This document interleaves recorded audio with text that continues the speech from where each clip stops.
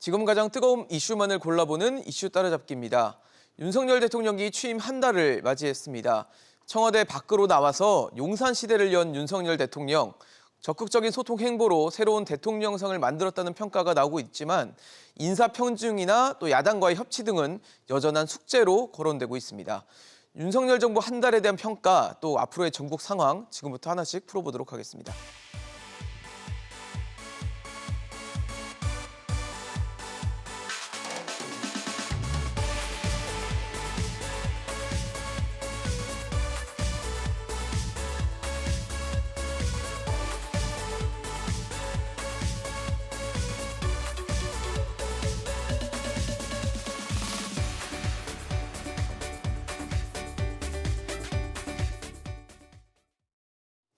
네, 오늘 함께해 주실 세 분 소개하겠습니다. 부산 가톨릭대 차재원 특임교수, 더불어민주당 서용주 상근 부대변인, 임승호 전 국민의힘 대변인 나오셨습니다. 어서 오십시오. 안녕하세요. 네, 오늘 이슈 따라잡기 첫 번째 이슈 먼저 보여드리겠습니다. 취임 한 달 윤 대통령 열심히 해야죠라고 저희가 꼽아봤습니다. 시간이 빠르네요. 중간에 선거도 있었고 하다 보니까 한 달이 정말 훌쩍 지나간 것 같은데 저희가 미리 좀 윤석열 대통령이 취임한 지난 한 달 동안 좀 어떤 장면이 가장 인상이 깊었는지 세 분에게 질문을 드렸었는데 먼저 차재원 교수님께서는 출근길 도어 스태핑, 그러니까 뭐 출퇴근길에 이제 기자들 만나서 질의응답을 받는 약식 문답을 받는 그 장면을 꼽아 주셨는데 이유가 뭔가요? 아마 시청자분들께서 도어 스태핑하면 잘 모르실 네, 분들 좀 영어라서. 계시는데, 그러니까 네, 주요 생경하죠. 인사들이 문을 드나들 때 앉아 기자들하고 문답을 간단하게 주고받는 거라, 그러니까 영어로 도어 네네. 스태핑이라고 하는데 네. 상당히 신선한 충격으로 저는 받아들였습니다. 저는 개인적으로 청와대 출입 기자를 한 2년 반 정도 했는데 예. 사실은 이 청와대 출입 기자를 하면서도 대통령을 만나 뵙기가 상당히 힘들어요. 그렇기 때문에 사실 뭐 대한민국의 지금 대통령제가 상당히 오랫동안 실시됐습니다만 네네. 이렇게 대통령하고 기자들하고 이렇게 수시로 상시로 매일이다시피 네네. 만날 수 있는 상황은 이번이 처음이 아닐까 하는 생각이 듭니다. 사실은 지금 대통령이 동선이 국민들한테, 그러니까 지금 기자들에게 노출되고 기자들하고 문답을 한다는 것 자체가 어떻게 보면 기자들은 뭐 국민의 대표 자격으로 청와대나 대통령실을 지금 출입하고 있는 네네. 것이기 때문에 국민들한테 자신의 그러니까 지금 행동을 숨김없이 내보이겠다는 그런 의지, 그리고 또 기자들하고 적석 문답을 한다는 그 자체가 어떻게 보면 국민들의 의견을 듣고 거기에 대해 답을 하겠다는 일종의 적극적인 소통 의지라고 본다는 것이죠. 그렇다고 한다면 사실은 뭐 윤 대통령이 출범하기 직전, 윤석열 정부가 출범하기 직전에 청와대에서 나와서 용산으로 옮기겠다고 했을 때 여러 가지 불통 논란이 있었습니다만 어쨌든 그러니까 이 청와대라는 구중거를 그러니까 박차고 나와서 일종의 저항적 대통령의 권한을 내려놓고 국민들 속으로 들어가겠다는 그러한 취지를 상징적으로 보여주는 한 장면이 아닐까 하는 생각이 듭니다. 그러나 문제는 지금 이 형식상으로는 상당히 소통의 모양새는 갖추고 있지만 과연 내용이 그것이 뒷받침될 것이냐는 좀 지켜볼 필요가 있다. 일종의 뭐랄까요, 지금 적성문답을 통해서 네. 대통령께서 정말 국민들이 듣고 싶어하는 이야기보다는 자신이 하고 싶은 이야기에만 너무 방점을 찍고 있는 거 아니냐는 그러한 또 지적도 있는 것이거든요. 그렇기 때문에 자칫 잘못하면 이 지금 도스태핑 자체가 양날의 칼처럼 그러니까 지금 사용될 수도 있다. 그런 측면에서는 본다고 한다면 국민들과의 소통은 좋지만 과연 국민들이 원하는 바가 정확하게 뭔지를 파악해서 이 국민들이 듣고 싶어하는 이야기를 적극적으로 그러니까 지금 이야기하는 쪽으로 저는 좀 내용이 좀 더 국민들의 눈높이로 내려와야 되지 않을까 생각이 듭니다. 하는 것 자체는 좋은데 이제 내용에 대한 얘기를 해주셨어요. 하고 싶은 얘기보다는 국민들께서 직접 듣고 싶은 얘기를 좀 반영을 해줬으면 좋겠다는 얘기까지 하셨는데 사실 김종인 전 국민의힘 비대위원장이 라디오에 나와서 그런 얘기를 했습니다. 이 질의응답, 출퇴근길 질의응답, 도어스태핑에 대해서 그걸 갖고 이제 국민과 소통한다고 봐서는 안 된다라고 평가를 하면서 기자들과 만나는 것도 중요하지만 이제 국민과 적극적인 소통이 좀 필요하다라는 부분을 지적을 해주셨는데 서용주 부대변인께서는 어떠세요? 윤석열 대통령의 소통 점수 한 몇 점 정도 주실 수 있습니까? 이제 뭐 한 달 됐는데도 박하게 주면은 좀 그렇겠죠. 네. 50점? 50점. 이제 뭐 50점 지금 후하게 줘서 50점이신가요? 그렇죠. 지금 국정 이제 출범하고 한 달 됐는데 이제 국정 수행 지지도가 한 52%, 3% 되지 않습니까? 근데 이제 모양은 갖췄다라고 봅니다. 그러니까 이제 기자들과 도스태핑을 통해서 만나는 소통의 구조에 구조라는 어떤 그런 형식은 갖췄는데 내용 측면에 있어서는 솔직히 형식을 빼버리면 한 20점 주고 싶어요. 아, 내용은 많이 부족하다는 네, 얘기예요? 내용 많이 부족한 것 같아요. 왜냐하면 묻는 말에 뭐 정확하게 뭐 이해를 할 만한 어떤 답을 주지는 않은 것 같고요. 그다음에 지금 현재 내용 측면을 보더라도 그냥 하고 싶은 대로 하는, 그러니까 어떤 기자들의 질문에 있어서 도스태핑만 보면 이런 우려들이 있다, 이런 우려들이 있다.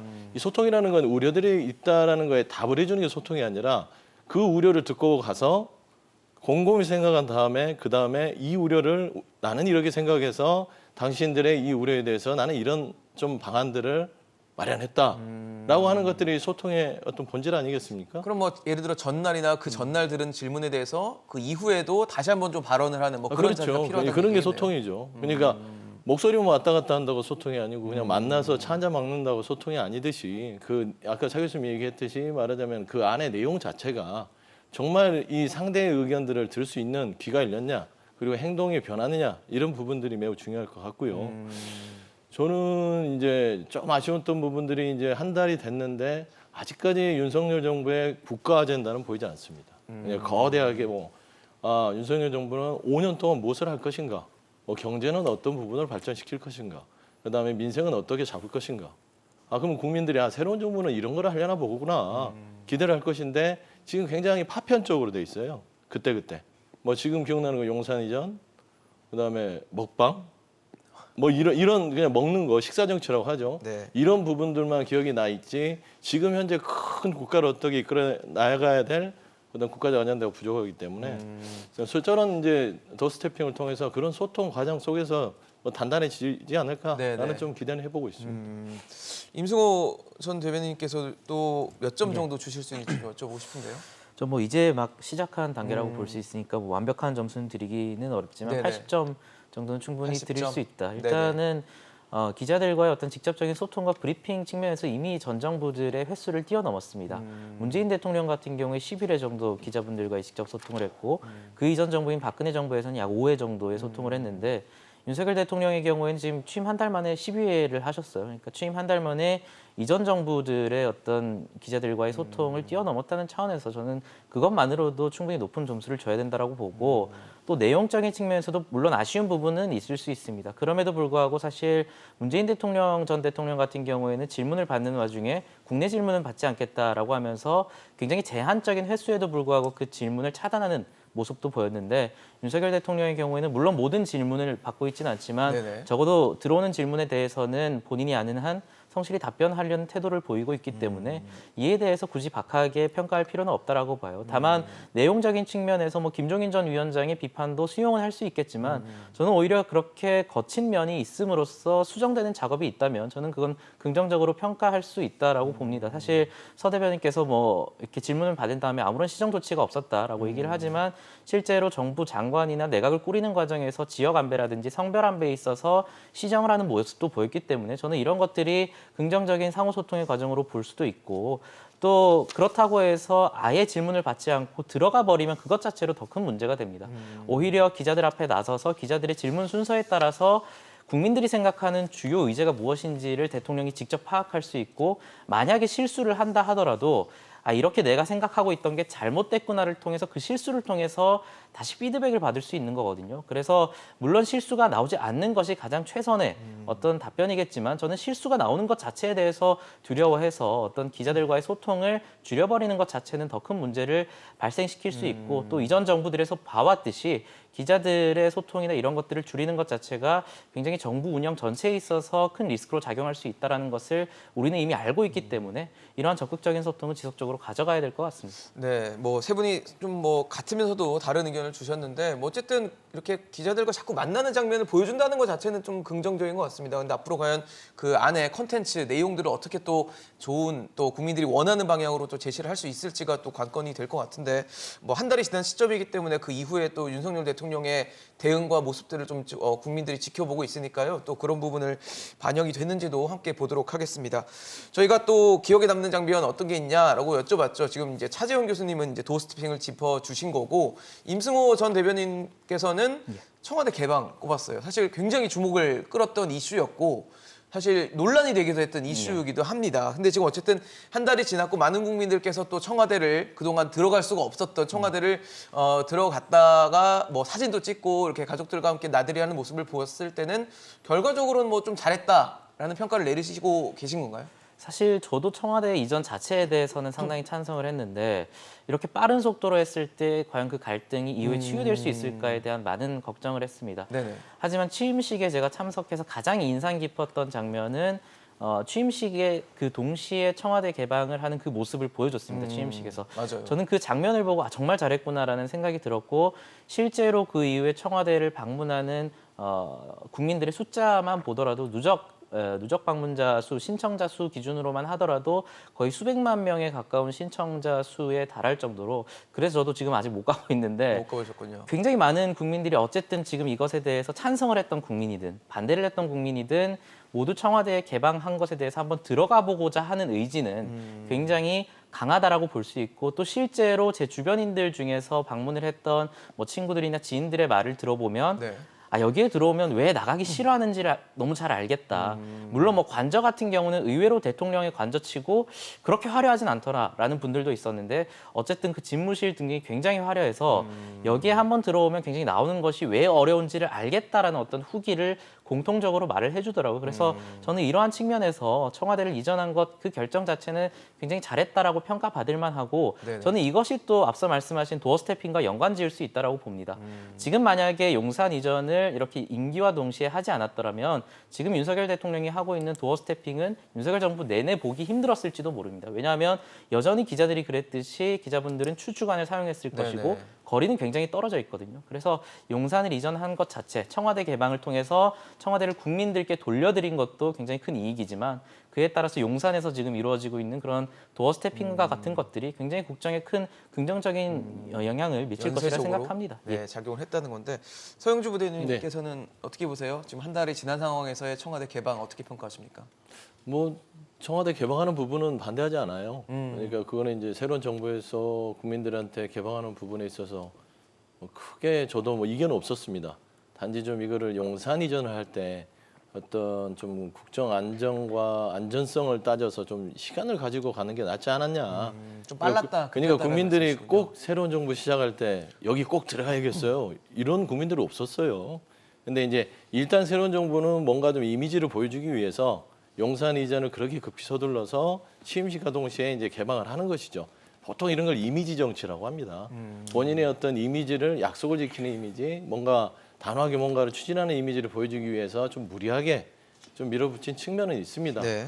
뭐 청와대가 그 취임과 동시에 개방이 되나 한 5개월 있다가 개방이 되나 국민들의 만족도가 크게 달라지지는 않을 겁니다. 청와대가 개방 안 했다고 국민들께서 무슨 뭐 시위를 하시겠어요? 불만을 표하겠습니까? 그러진 않은데 그런 부분들은 좀 아쉬움이 여전히 남는 부분이고요. 두 번째로 이제 청와대의 운영 방식, 그 청와대에 있었다면은 못 나왔다. 그거는 좀 다른 문제 같아요. 제가 이제 반대로 얘기하면 뭐 도스태핑이 존재하지 않았을 것이다 하지만 그 청와대 내에서 그 구조 내에서 그런 부분들은 조정을 하면 다 되는 부분입니다.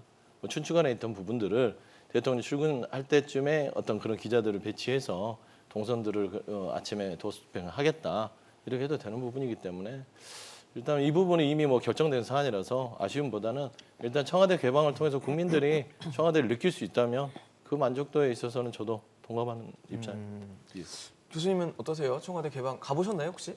아니요, 저는 뭐 지금 아직까지 개방되고서 가보진 않았지만 네네. 앞서도 제가 말씀드린 대로 제가 청와대를 한 2년 반 정도 출입을 했어요. 그러니까요. 그렇기 때문에 청와대 누구보다도 많이 가본 사람 중에 한 명이겠죠. 그렇죠. 그럼에도 불구하고 이번에 개방되고 난 뒤에 나도 빨리 가봐야 되겠다 생각했던 부분이 뭐냐면 기자들한테 관저는 그 공개하지 않거든요. 맞아요. 그 관저를 저도 가보질 못해서 춘추관에서만 계시죠? 주로 보통? 춘추관에 있는데 네네. 이제 풀 기자 때 이제 들어가죠. 들어가서 뭐 저는 꽤 오래 출입을 했기 때문에 청와대 구석구석을 거의 다 가봤다고 해도 과언이 아닙니다. 그때 제가 또 출입할 때는 노무현 대통령 때였기 때문에 노무현 대통령이 상당히 좀 개방성에 아주 방점을 찍었던 네네. 대통령이잖아요. 그러니까 기자들하고 청와대 뒤산도 올라가고 뭐 여러 번 했기 때문에 그러면서 청와대 뒤편으로도 많이 가봤던 그런 기억이 있기 때문에 그럼에도 불구하고 관저라든지 전혀 몰랐던 부분들을 이번에 럽보 기사 보면서 네네. 이런 것도 있었단 말이야 할 정도로 생각이 듭니다만 네네. 그런 측면에서 보면 저는 뭐 청와대를 이렇게 급하게 놓은 부분에서 문제는 있었다고 보지만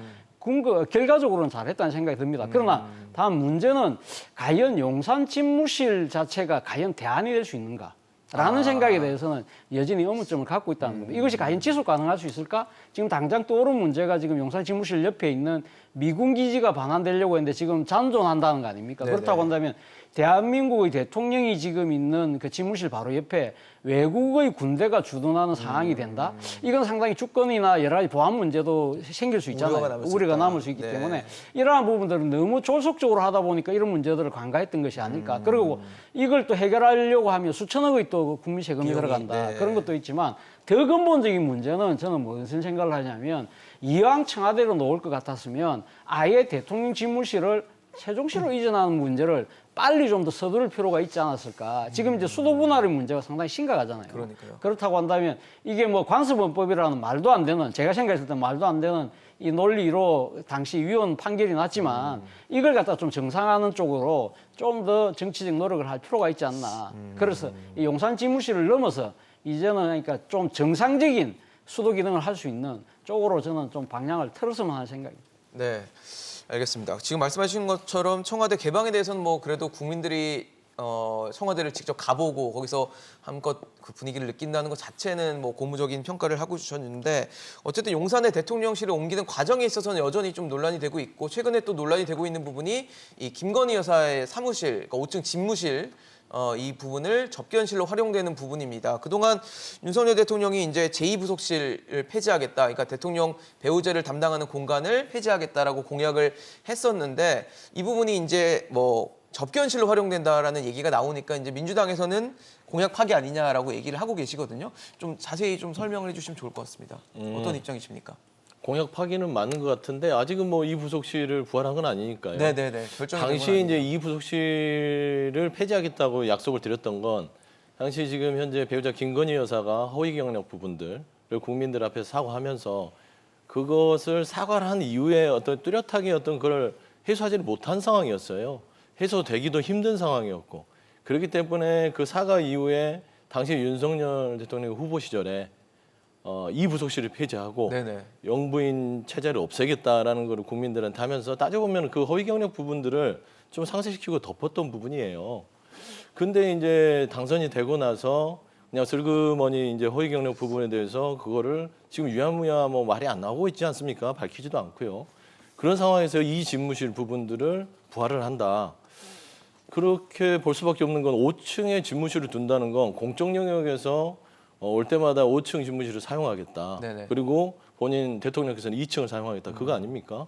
그러면 5층에서 공적 영역에서 5층을 사용한다면 얼마나 많이 사용하면 5층을 집무실로 그 김건희 여사를 위해서 둬야 될까요? 그럼 결국엔 실질적인 이 부속실의 부활 아니냐?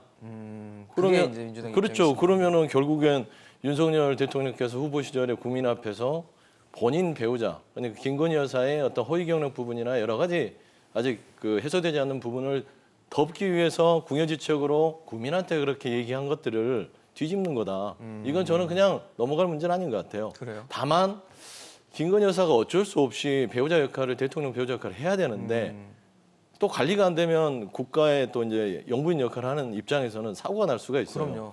그래서 그런 부분에 있어서는 또 논의가 돼야 되기 때문에 이거는 5층 집무실을 그냥 슬그머니 만드는 것보다는 국민들 앞에 다시 얘기를 하시는 거 어쩔 수 없이 이런 상황 때문에 김건희 배우자에 대한 김건희 여사에 대한 활동 때문에 5층 집무실과 제2부속실에 준하는 시설 그러니까 설비 인원들을 줄 수밖에 없습니다. 죄송합니다. 그리고 그때 약속했던 허위 경력 부분들에 대해서는 상세히 밝혀서 국민들 앞에 해소를 하겠다. 이 두 가지가 다 병행이 되지 않으면 명분이 없을 것 같습니다. 임승호 대변인 어떻게 보세요? 뭐 슬그머니 만들었다 했지만 지금 언론에 이렇게 대대적으로 보도되고 있는데 왜 슬그머니 만들었다라고 하시는지는 잘 모르겠고 저는 뭐 제2부속실을 공식적으로 뭐 인력을 배치한다든지 보좌진을 배치한다면 저는 그런 부분에 대해서 서 대변인 말씀하신 것처럼 뭐 사과라든지 네네. 입장을 표명할 필요도 있다라고는 보는데 접견실 하나 만든 거예요. 저는 되려 묻고 싶은 게 박홍근 원내대표도 뭐 사실상 제2부속실이 부활했다라고 하는데 그럼 대통령의 영부인이 외빈이 올 때 어디서 맞이를 해야 되나요? 본인 아파트에서 맞이를 할까요? 결국에는 품격이라는 것이 있는 것이고 국격이라는 것이 있는 것인데 굉장히 김건희 여사가 기존의 영부인보다 제한적인 역할을 수행하겠다라고 후보 시절부터 말을 했지만 네네. 어쨌든 외교적 행사에서는 영부인 간의 행사도 있을 수 있고 네. 영부인으로서 가져야 할 국격이라는 것도 있는 것이기 때문에 최소한의 접견실을 마련하겠다라는 얘기를 하고 있는 거예요.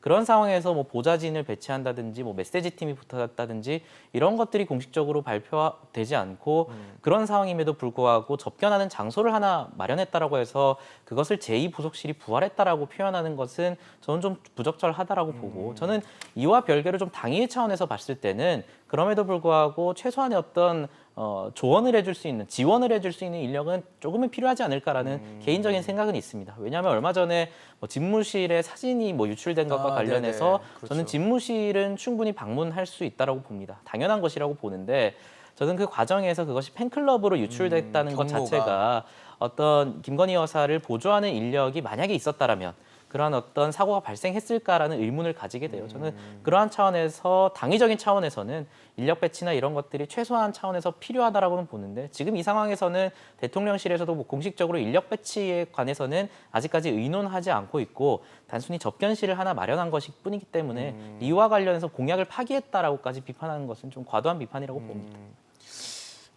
알겠습니다. 앞으로 어떻게 좀 대응을 할지도 좀 관심이 끌어지고 접견실이 정말 부속실 정도의 기능을 지게 될지도 포인트가 될 것으로 보여지네요. 저희 다음 이슈로 좀 넘어가 보도록 하겠습니다.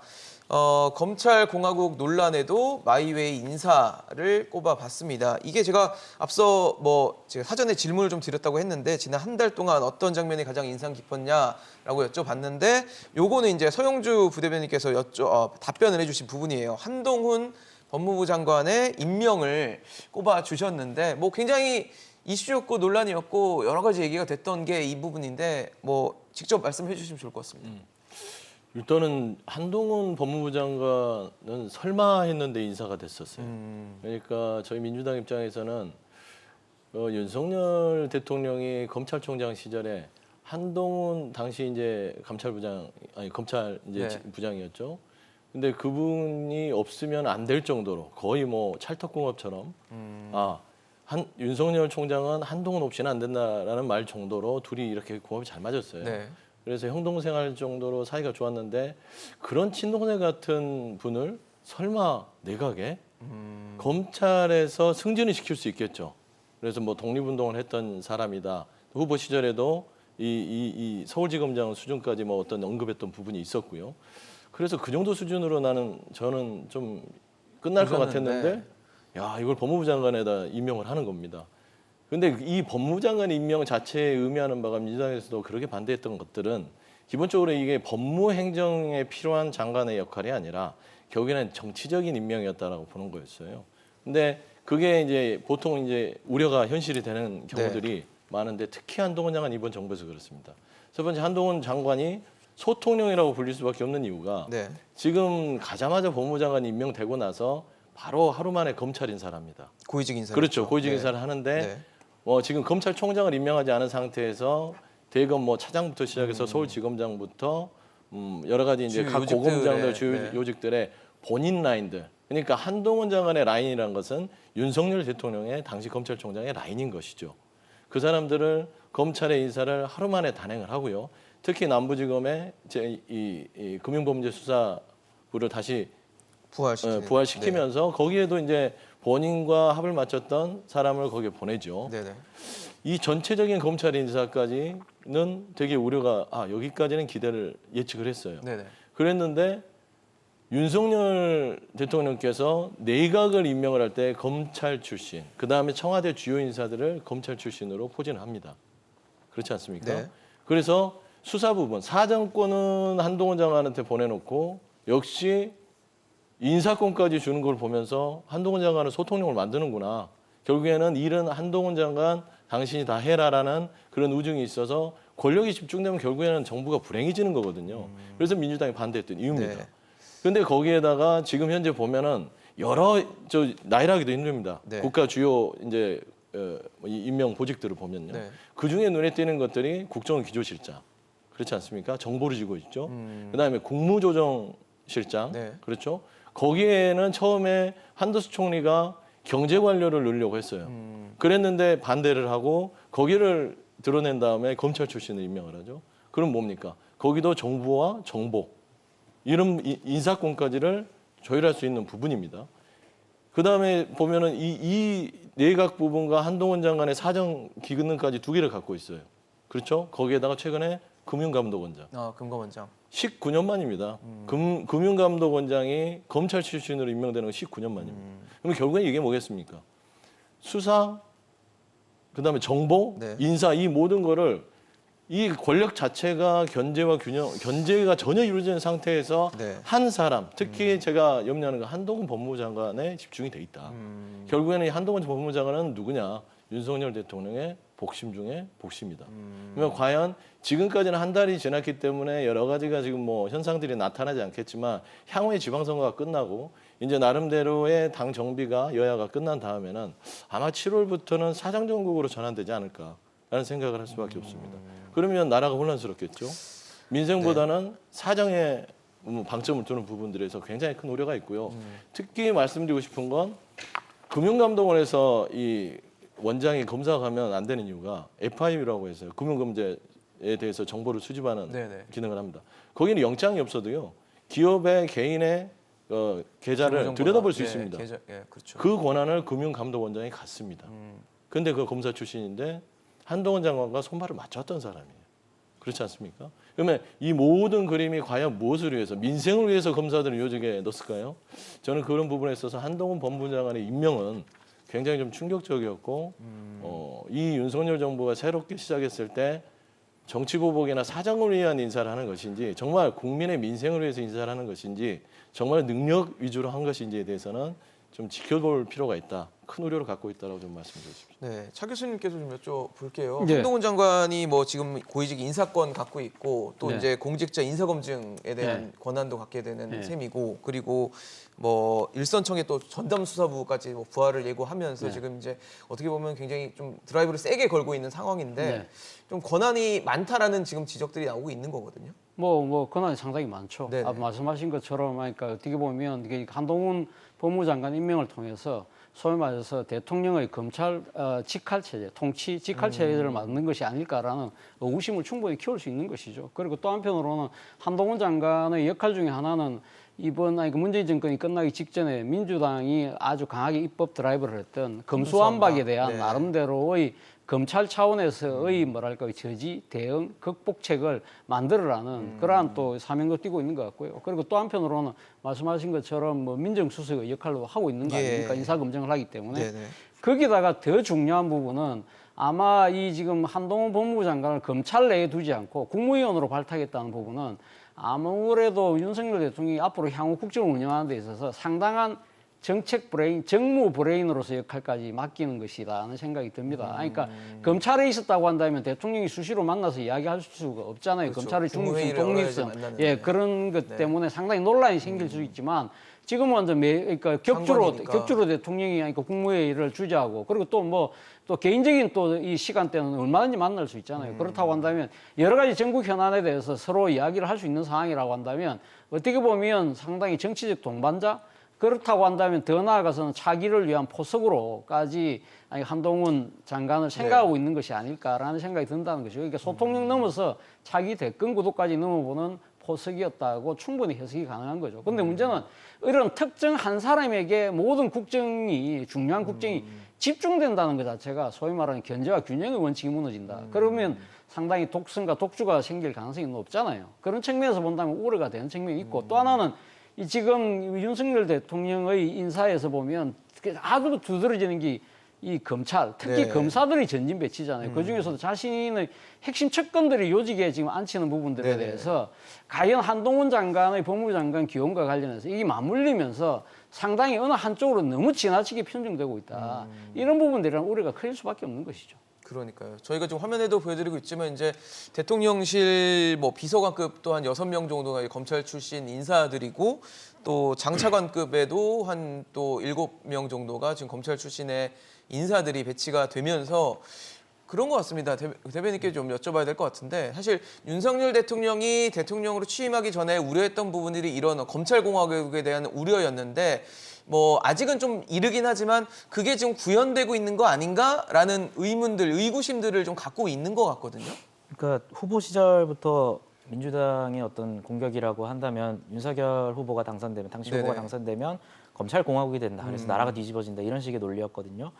윤석열 대통령이 취임한 지 한 달 정도 됐는데 어떤 나라가 뒤집어졌는지는 잘 모르겠어요. 물론 출신을 비판하는 거 저는 할 수는 있다고 봅니다. 안배해라라고는 말할 수는 있는데 예, 예. 적어도 그러한 어떤 검찰 출신을 기용함으로써 어떤 문제가 발생했는지에 대해서 먼저 좀 말씀을 해주시면 좋겠고 검찰 출신이라 하더라도 지금 배치하고 있는 인선들을 보면 각 분야의 전문성을 가지고 있는 분들이에요. 지금 말씀하신 금감원장 같은 경우에도 이복현 금감원장의 경우에도 해당 금융 분야의 굉장히 전문성, 자격증을 딴 인물이고 지금 이에 대해서 뭐 정치 보복이 우려된다. 이복현 금감원장이 정치 보복이 우려된다. 뭐 이런 식으로 말씀을 하셨지만 이복현 원장 같은 경우에는 검사 시절을 수행하면서 그 당시에 국정원 댓글 사건이라든지 박근혜 전 대통령 국정농단 특검을 같이 진행했던 분이에요.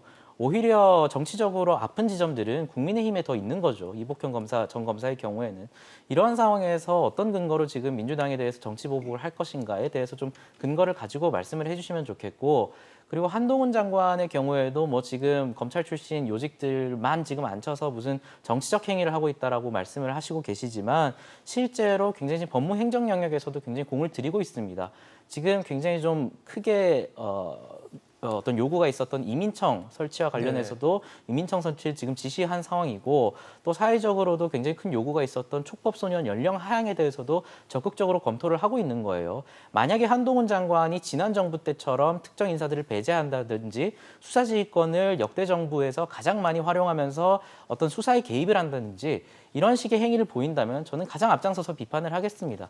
하지만 한동훈 장관이 하고 있는 것은 지금 이민청 설치라든지 촉법소년과 관련된 문제라든지 실질적으로 법무행정과 관련된 영역에서 자신의 어떤 업무를 하고 있는 것이고 인사정보관리단에 대해서도 굉장히 지금 야당에서 비판을 많이 했지만 해당 진행되는 프로세스를 보면 단장에도 지금 비검찰 출신을 임명했고 중간 보고를 전혀 받지 않고 결과만 보고받겠다라고 해서 상호 견제를 할 수 있는 시스템을 가져갈 수 있는 그런 제도를 만들어 놨어요. 이런 상황에서 한동훈 장관을 비롯한 지금 검찰 출신의 어떤 인사들이 특별한 전문성의 어떤 문제를 보였다든지 그렇지 않은 상황에서 그냥 검찰공화국, 검찰 출신이 많아졌으니 민주당의 정치 보복을 할 것이고 민생에는 신경을 쓰지 못할 것이다 라고 하는 것은 조금 지나친 비약이라고 보고 예, 다만 어떤 말씀하신 그런 안배 문제들에 대해서는 충분히 생각해 볼 문제라고 생각합니다. 그러니까요. 근데 사실 지금 저희가 화면에도 보여드렸지만 뭐 과거 민변 출신도 많이 기용이 됐지 않았냐. 그러니까 네. 이전 정부가 했으니까 나도 괜찮다라는 식의 논리에 대해서 민주당이 지적을 하고 계신 걸로 알고 있고 또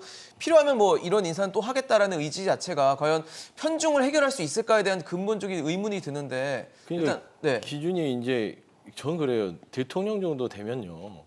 나름 기준이 좀 일관성이 있어야 되거든요. 일관성은 객관화가 돼야 됩니다. 네네. 그러니까 본인 주관을 가지고 내 기준이 다 맞아라고 하면 그게 독선이고 오만이고 독재가 됩니다. 나중에는요. 왜 그러냐면 민변 출신들이 과거에 뭐 모든 요직을 차지했다. 그 사실과 다른 얘기를 왜 하세요? 설사 그랬다 하더라도 네네. 사실과는 다르지만 민변 출신들이 거의 없었습니다. 말하자면 내각만 따지더라도 1명 저희는 있었고 지금 7명 있죠. 네네. 검찰에서는 초기에는 제로였습니다. 저희는 검찰 출신을 쓰지 않았어요. 지금 검찰 출신이 6명이나 되잖아요. 그것만 따졌을 때는 이미 틀린 얘기를 하면서 상황을 이제 뒤집고 있고 그다음에 검찰은요 권력기관이고요. 민변이라는 거는 변호사의 단체입니다. 사회 단체예요. 아예 다른 겁니다. 권력을 가졌던 사람들의 권력기관 출신들이 나와서 어떤 요직을 차지한다는 것은 권력기관이 예전에 군부독재하고 비슷하게 오해할 수 있는 거예요. 군사 출신들, 장성들이 각 퇴임한 사람들 출신들이 다 각 요직에서 서로 간에 얘기를 하는 거나 권력기관은 검찰이 다 가서 요직을 하는 거는 민변과 아예 다른 문제고 네. 두 번째는 법치주의 얘기를 하시는데 법을 잘하는 사람이 나라를 다스리는 게 법치주의가 아니에요. 법률에 근거해서 나라를 운영하는 게 법치주의입니다. 그래서 그 자체를 왜 법률가이셨던 대통령께서 이렇게 본인의 어떤 잘못된 인사에 대해서 변명을 하기 위해서 잘못 이야기하는 것인지. 그다음에 두 번째는 그렇습니다. 꼭 비를 맞아봐야 압니까? 먹구름 끼면 비 올 줄 압니다. 그 미리미리 우산을 챙겨야 될 거 아니에요. 민주당 얘기하는 거는 한동훈 장관의 인사, 검찰의 인사 자체가 보면은 먹구름이 끼고 있습니다. 검찰공화국에. 그래서 우려를 하는 것이고 네. 지역안배 얘기하지만 지금까지 지역안배 중에요. 가장 아쉬운 건 호남 인사가 없습니다. 호남은 무조건 배제예요. 이게 과연 그 내면에 뭐가 있을까요? 네. 지역주의를 갈라놓고요. 네. 두 번째 여성 부분도 2명을 했지만 두 분 다 갑자기 하다 보니까 지금 준비가 안 된 분을 둘이 해서 지금 난리가 났지 않습니까? 네. 이런 것들 결국에는 인사의 기준 자체도 없고 결국에는 검찰 중심의 대한민국을 만들어서 일단 뭔가를 해보겠다는 그런 의심을 충분히 살 수밖에 없다. 네, 말씀드릴 여기까지만 수밖에 좀 없습니다. 듣겠습니다. 예. 저희가 좀 남은 이슈들이 몇 가지 좀 있으니까 그걸 또 짚어보도록 할게요. 이건 임승호 대변인께 여쭤보고 차재영 교수님께 좀 다시 질문을 드려야 될 것 같은데 저희가 세 번째 이슈를 좀 꼽아봤습니다. 사실 제가 입에 담기 좀 그런데 육모방망이, 개소리, 이준석, 정진석, 으르렁이라고 저희가 꼽아봤습니다. 참 시청자 여러분들도 아침부터 보기 좀 뭐 불성사나운 단어가 될 수도 있는데 현실이 그렇습니다. 지금 국민의힘 이준석 대표 또 정진석 의원이 뭐 거의 진흙탕 싸움이 되고 있는데 대변인 왜 이래요? 이렇게 지금 할 때 아니지 않습니까? 지방선거 잘 이겨서 앞으로 국민의 기대들이 좀 쏠리고 있는데 좀 내부 갈등이 좀 거친 것 같습니다. 표현 자체가 갈등은 있을 수 있는데 표현들이 좀 거칠고 이러다 보니까 국민들 입장에서도 그렇게 보기 좋은 장면은 아닌 것 같거든요. 저도 왜 이 논란이 시작됐는지 이해를 할 수가 없습니다.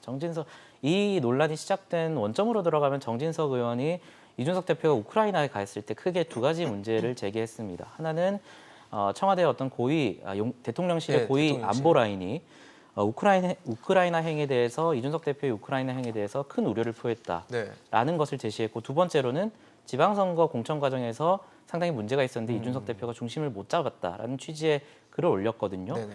근데 두 가지 다 저는 근거가 있는지 잘 모르겠어요. 첫 번째로 우크라이나 행 관련해서는 그런 어떤 페이스북 글이 올라오자 대통령실 고위 관계자가 그런 이견은 없었다. 오히려 대통령과 이준석 대표 간에 교감이 있었다라고 적극적으로 해명을 했기 때문에 정진석 의원이 도대체 어디서 그런 정보를 얻었는지에 대해서 말을 해야겠죠. 두 번째 같은 경우에는 지방선거 공천에 어떤 문제가 있었다. 저도 네. 이번에 지방선거 공천을 진행하는 과정에서 사실 전과자 공천 비율이 국민의힘이 제가 가장 높았다라고 네네. 알고 있습니다. 후보든지. 네네. 또 PPAT 시험의 경우에도 PPAT를 치렀음에도 불구하고 안 치른 분들도 공천을 받은 분들도 있고요. 그런 부분에 있어서 저는 비판은 제기할 수 있습니다. 하지만 정진석 의원이 공관위원장이었거든요. 그러한 상황에서 공천 관리에 책임을 지고 이준석 대표를 포함한 지도부 모두 사과드린다라는 메시지였으면 상관없을 것 같은데 그 중심을 이준석 대표가 잡지 못했다라고 하는 것은 저는 굉장히 정치적 의도가 큰 상황이고 이러한 상황에서 적극적으로 어떤 정보를 들어서 우크라이나 행에 대해서 우려를 표했는지 전혀 지금 말을 못 하고 있고 정진석 의원 쪽에서요. 예, 이러한 상황에서 이쯤 되면 또 이런 얘기가 나올 겁니다. 이준석 대표, 정진석 의원 둘 다 잘못했다. 그러니까 이준석 대표도 무슨 여당 대표로서 큰 그릇을 보이고 언어의 품격을 사용해야 된다 이런 식으로 얘기할 거거든요. 저는 그것에 대해서도 굉장히 양비론적인 게 정진석 의원이 이에 대해서 굉장히 지금 공개적으로 얘기를 했습니다. 굉장히 좀 사실관계도 틀릴 수 있는 얘기들을. 이러한 상황에서 그렇다면 이준석 대표가 적극적으로 얘기를 하지 않고 뒤에서 해결하겠다. 그럼 또 어떤 얘기가 나올까요? 이준석 대표가 무슨 속된 말로 어떤 캥기는 게 있으니 적극적으로 얘기를 하지 못하는 것이다. 정진석 의원의 얘기가 옳았다. 이런 식으로 나올 거예요. 그래서 저는 최소한의 어떤 이준석 대표도 말했듯이 당의 어른으로 평가받기 위해서는 특히나 이런 어떤 사실관계가 다를 수 있는 부분에 대해서 얘기를 했을 때는 네네. 다른 뭐 지금 이게 논란이 된 뒤에 말을 하는 게 뭐 정미경 의원이 당협 쇼핑을 했다 이런 식으로 얘기를 하고 있고 최재형 의원이 이준석계다 이런 식의 얘기를 하고 계세요. 저는 이런 식으로 어떤 정치적 물타기를 하지 마시고 본인이 어디서 그 정보를 들어서 우크라이나 행에 대해서 대통령실에서 우려를 표했는지 이 문제에 대해서 좀 투명하게 적극적으로 공개를 해명을 해라. 해야 될 것 같습니다. 교수님 어떻게 보세요? 참 선거 끝나자마자 이러네요. 어쩌죠? 저도 지금 임성호 대변인하고 생각이 같거든요. 같으세요? 저도 이 사안을 양비론으로 보고 싶지는 않습니다. 그렇지만 문제는 누가 더 있느냐? 제가 생각할 때는 문제를 제기했던 정진석 국회 의원, 부의장에게 네. 저는 상당히 좀 이렇게 좀 따져볼 대목이 있다는 생각이 듭니다.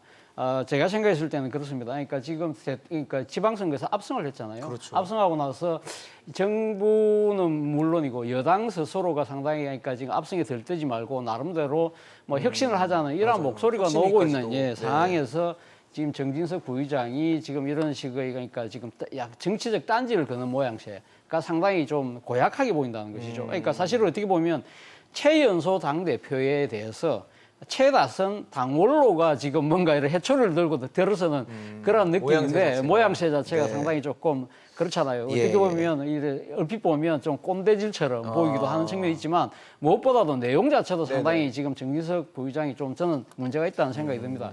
뭐 첫 번째는 시기죠. 시기는 아까 제가 말씀한 것처럼 지방선거 끝나고 난 뒤에 나름대로 당내 혁신을 하려고 뭐 당 대표가 뭔가를 적극적으로 노력을 하고 있고 또 그 당 대표가 사실은 또 국내에 있는 상황도 아니었잖아요. 그러니까 지금 어디 가 있습니까? 전쟁터인 우크라이나에 네. 가 있는 상황에서 당 대표에 대해서 일종의 뭐랄까 내부 총질처럼 보이는 그런 측면들은 설사 그런 이야기들이 있다고 하더라도 돌아오고 난 뒤에 그 결과를 보고 이야기하는 것이 맞지 않았나 생각이 들고요. 그리고 명분에서도 저는 정진석 부의장이 상당히 명분이 없다고 봐요. 왜냐하면 지금 어쨌든 뭐니까 이준석 당 대표의 개인적인 정치적인 뭐 욕심, 야심이 깔려 있어서 당 혁신위를 출범시켰다고 하지만 그러나 승리한 정당이 어느 누구보다도 앞장서서 혁신하겠다는 부분에 대해서 그걸 누가 이렇게 그 방향성이나 그 목표에 대해서 시비를 건다는 것 자체는 약간은 조금 어폐가 있잖아요. 어떻게 보면 잘한다. 더 잘하기 위해서 나는 이런 부분들을 보완했으면 좋겠다는 식의 이야기가 방향성을 또 바꿔주고 그렇죠. 제시해주고. 그러니까 이게 구체적인 이게 방법론에 대해서 조언을 하는 건 몰라도 그러니까 그 방향성 자체가 뭔가 이 지금 정치적인 뭐 이런 노림수가 있는 것처럼 이렇게 몰아붙이는 것 자체가 상당히 설득력이 약하다. 그리고 또 하나는 우크라이나 이 지금 그 이 방문한 거에 대해서 지금 상당히 정진석 의원이 문제를 제기를 했잖아요. 그런데 우크라이나가 지금 대한민국 국민이 갈 수가 없어요. 여행 금지 국가입니다. 그렇다고 한다면 이 지금 이준석 당대표 일행이 갔다는 것 자체는 나름대로 하니까 대통령실이나 외교부가 나름대로 하니까 그 부분에 대해서는 양해가 됐다는 이야기거든요. 그러면 그러니까 그런 식으로 양해를 해서 보냈던 이유가 뭘까요? 제가 생각했을 때는 지금 우크라이나 전쟁과 관련해서 대한민국이 상당히 애매한 스탠스잖아요.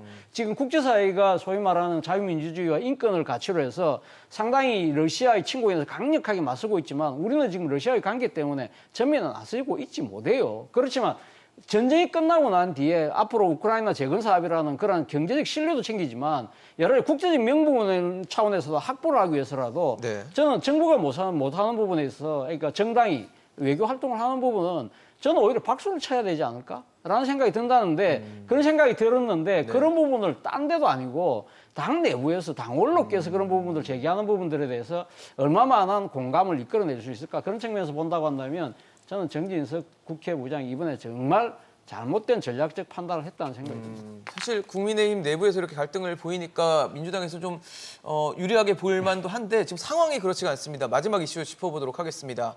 저희 마지막 이슈 친명, 친문, 적과의 동침이라고 잡아봤는데 글쎄요, 개파 갈등 좀 길어지는 거 아닙니까? 지금 뭐 당내에서는 제가 알기로는 뭐 집단제도, 지도체제 뭐 이런 것도 절충안으로 좀 해서 빨리 좀 뭔가 당내 수습을 하려는 모습들을 보이는데 이제 개파 갈등을 하고 있는 주체들이 과연 그걸 받아들일 수 있을지가 좀 문제인 것 같거든요.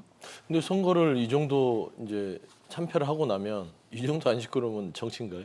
갈등은 뭐 당연히 있습니다. 이거는 이 정치사를 보면요, 뭐 이 선거를 참패한 당은 뭐 예전에 새누리당, 자유한국당, 뭐 민주당도 예전 민주당도 그랬고요. 선거 끝나고 나면은 개파는 아니고 서로 다른 목소리들이 나와요. 그래서 치열하게 싸웁니다. 더 많이 싸워야 됩니다. 더 많이 싸우고 더 부딪히고 그래서 정말 그 내용들이 산산이 부서져야만 그 바탕 하에서 다시 이제 말하자면 새로운 제기를 마련할 수 있다라는 측면에서는 뭐 지금 파열음이 나오는 것은 좀 나쁘지는 않은 것 같아요. 길어지면 좀 좋지 않겠습니까? 이건 길어질 8월에 전당대회가 당연히 있고, 길어질 수는 없는 이유들은 그러니까 시점에서. 이제 길어지지 않기 위해서 의총에서 함의를 모아서 우상호 의원을 비대위원장으로 세웠죠. 이걸 길어지지 않기 위해서 이제 대책을 세운 거잖아요. 그럼 비대위가 오늘 이제 중앙위원회 추인을 받고 출범 공식적인 활동을 하기 때문에 우상호 비대위원장께서 첫 번째로 이제 그런 파열음들, 당내 갈등들이 장교되지 않도록 하나 잡을 것이고, 그다음에 선거 참패에 대한 요인들을 정확하게 분석을 해서 혁신안의 기초를 마련할 것이다. 그리고 세 번째는 이제 전당대회를 준비하는 데 있어서 그 위원회를 구성을 해서 각 이해관계가 이제 복잡하게 얽히니까 그런 부분들을 중재할 수 있고 우상호 비대위원장이라면 매우 적절한 어떤 묘안을 낼 수 있는 분이기 때문에 큰 기대를 하고 있고요. 오래 가지는 않을 것 같습니다.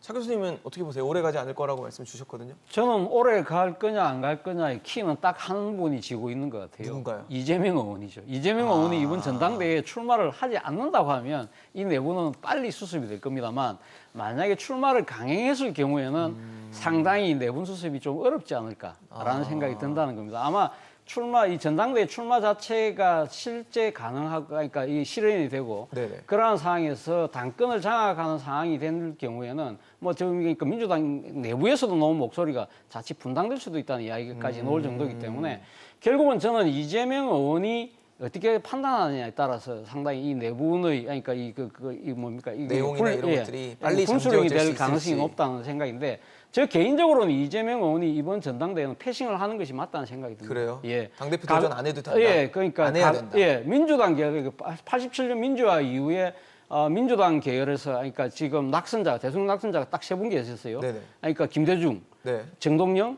문재인 이 세 명의 그러니까 정치인이 계셨는데 네네. 사실은 그러니까 김대중 대통령은 그러니까 92년도에 낙선하자마자 영국을 와서 2년 동안 정치 휴직을 맞아요. 가졌잖아요. 네네. 그리고 반면에 정동영 의원 같은 경우도 물론 한 1년 정도 휴직은 가졌습니다만 바로 그 대통령 선거 1년 뒤에 있었던 전주에 있었던 보궐선거에 맞아요. 무리하게 탈당까지 하면서 놓는 바람에 자신의 정치적 생명을 제초하는 그런 꼴이 됐고 그리고 문재인 그러니까 전 대통령 같은 네. 경우도 2012년 대선이 끝나고 2013년도에 전당대회가 있었지만 그걸 패싱하고 2015년도에 당권에 도전했거든요. 네네. 그렇지만 그러니까 이거 휴지기를 가졌던 분들은 성공을 했고 너무 정치적 조바심을 냈던 정동영 그러니까 대표죠, 이제. 대표 같은 네. 경우는 실패를 했다. 이것도 하나의 이 뭐랄까 타산지석으로 삼을 필요가 있지 않나 생각이 듭니다. 결국은 이재명 의원이 어떤 행보를 가느냐에 따라서 이 시기가 좀 달라질 수 있다까지 평가를 해주셨는데 참 여야가 지금 복잡한 상황을 겪고 있지만 뭐 분명히 필요한 내용이라면 잘 겪어내고 우리 국민들을 위한 정책을 만들어주는 그런 국회가 되기를 저희도 지켜보도록 하겠습니다. 오늘 차재원 교수, 서영주 부대변인, 임승호 전 대변인과 함께했습니다. 오늘 이슈 따라잡기 준비한 소식 여기까지입니다. 지금까지 시청해주신 여러분 고맙습니다.